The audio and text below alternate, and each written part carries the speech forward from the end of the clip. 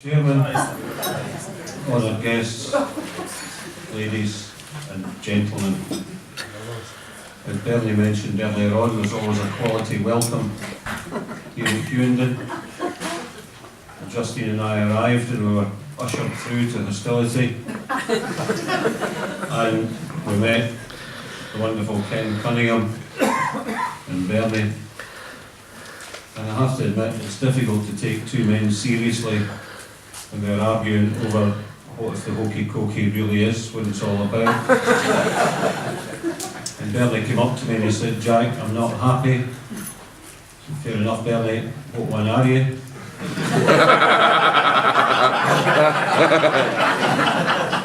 And he said to me, "Jack, can I get you a drink?"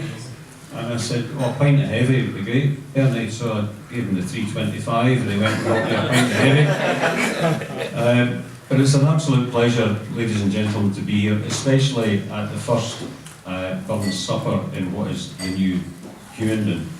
And I think that Bernie has done an absolutely incredible job in putting this together in just 5 weeks. Well done.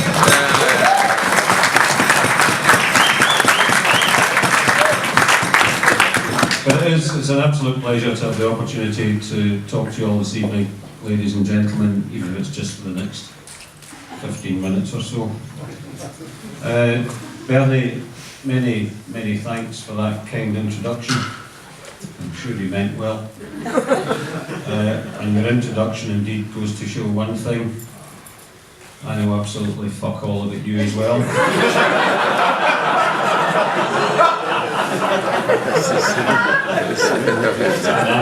And after what you've said, I must admit I can't wait to hear what I'm going to say myself. We've had an absolutely fabulous time here at the top table, listening to Ken telling us tales of some of the wonderful rugby matches that he's witnessed here at Hughenden, and listening to Bernie eating his dinner. Bernie, I think that's the best Hull Head Sports Club dinner I've ever heard.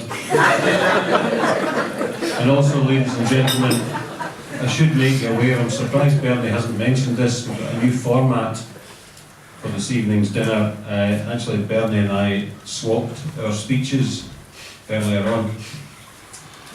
And whilst I'm very pleased that mine was so well received earlier, I'll do the best I can with the shite up in there.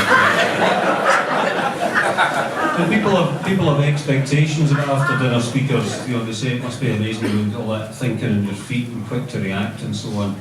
And I think nonsense. I think the best example of a man thinking on his feet is the story of Androcles and the lion.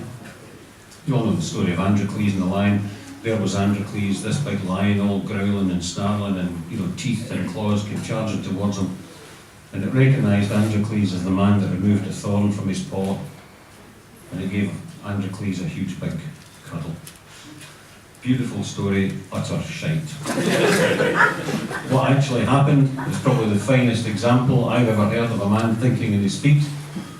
And Androcles went home one night and his wife actually said to them, "Where the hell did you get these scratches in your back?"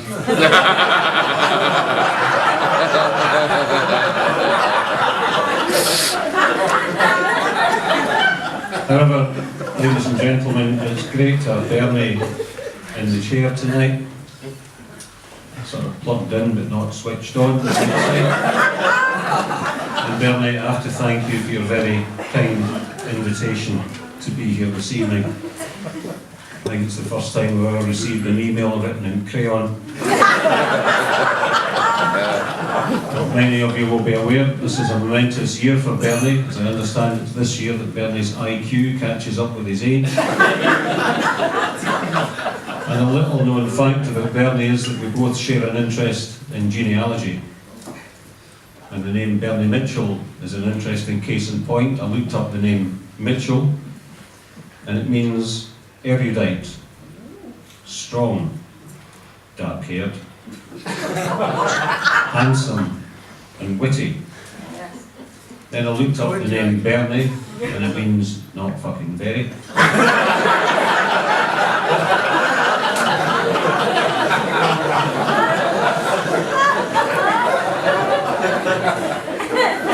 Bernie, did actually invite me round to his house earlier on this week just to talk about this evening's fun supper. And we spent about 2.5 hours just talking about, well, Bernie, to be honest. And it was only after a further half hour I got the fright of my life. I thought, he's going to invite me in.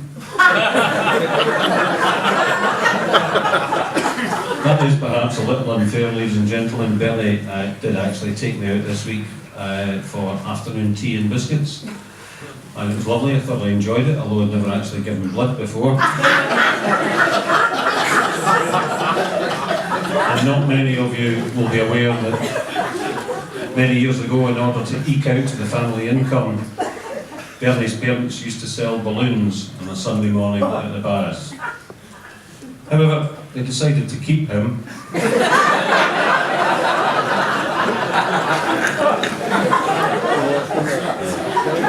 Bernie was telling me the club's looking for a new financial director. I said, I thought you appointed one 3 months ago. He said, aye, that's the one we're looking for. And it's always a pleasure, ladies and gentlemen, to share top table duties with my old mate Ken Cunningham. A hard man to avoid, but certainly well worth the effort. Ken Cunningham is an old friend, not mine, I'm pleased to say. And in fact, Ken himself is not the sharpest tool in the drawer. Ken spent 4 very happy years in primary 1. It's absolutely true. I asked him earlier on, I said, what do you think of the homosexual bill? He said, I just pay it along with the direct credit. However, I do understand from Ken's wife that having Ken make love to her was like having a wardrobe fall on top of her, with the wee key still in the door.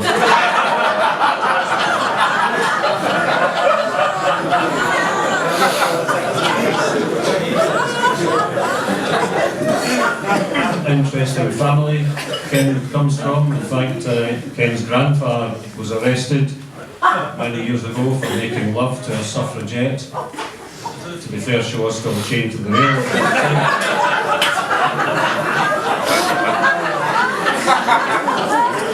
Not many of you will know that Ken Cunningham is actually an authority on women.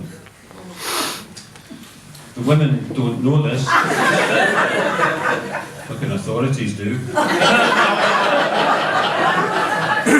And early on in Ken's career, he thought he would join the army, and he went for the medical.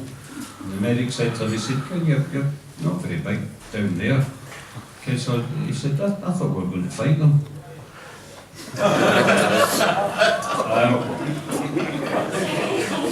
Slow burner, that one.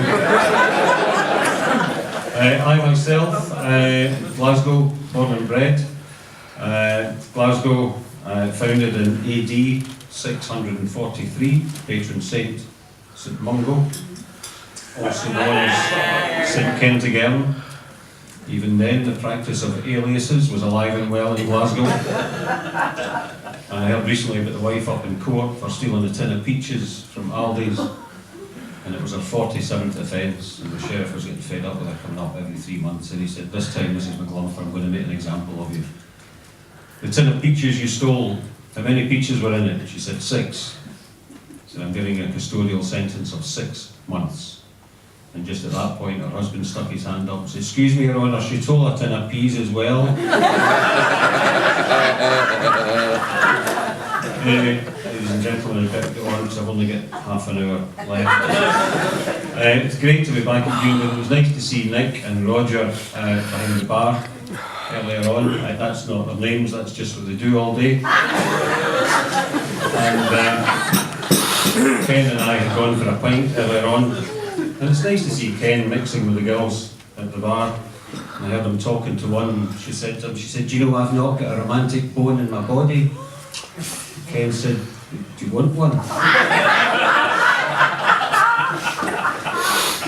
I'm not sure how many of you here are aware that there are in fact 4 different kinds of female orgasm. There is the positive. Oh yes. Oh yes. The negative. Oh no. The religious orgasm. Oh God. And of course, the fake orgasm. Oh Bernie.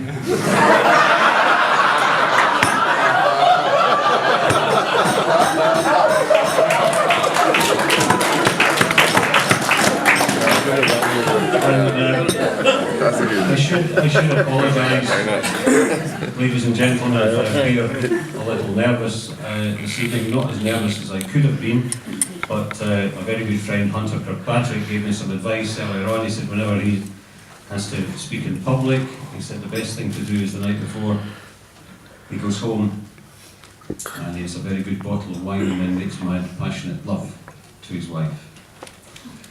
So I gave it a try, and I must admit, you've got a lovely house.